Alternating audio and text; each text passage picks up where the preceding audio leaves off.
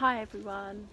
I'm just doing some herbs because I thought I'd try and keep the mint I've got going over so that I have some mint inside.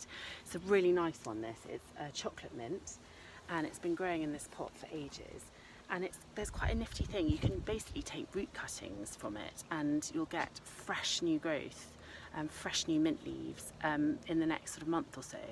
It's amazing. So these are all obviously dying back down now, but if you dig it up, which I've done, you'll see there are lots of sort of matted roots. As you know, mint is one of those ones that spreads out of control if you don't have it in a pot, so it needs to be in a pot, otherwise it takes over a border really, really quickly.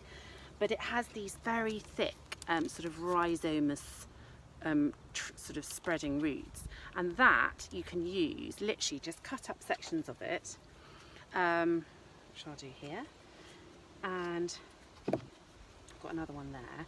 Put them in a seed tray like that, pat them down so they make contact with the soil. This is just normal compost, nothing special. Cover it over with a bit more, and then you should have, give it a bit of a water, keep it somewhere warm, probably, you know, in the greenhouse now is fine because it's not too cold yet. And then in the next sort of 3 weeks, you should see little tiny green, fresh mint coming up, which is really exciting. And it just means you know, you can keep it going over the winter. I know you can buy it in the supermarket and stuff, but it's just nice to have your own.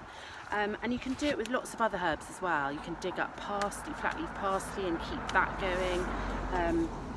I've got a pot of chives here, which I'll probably, in fact I might try and take it out now. Yeah, you see, look at that.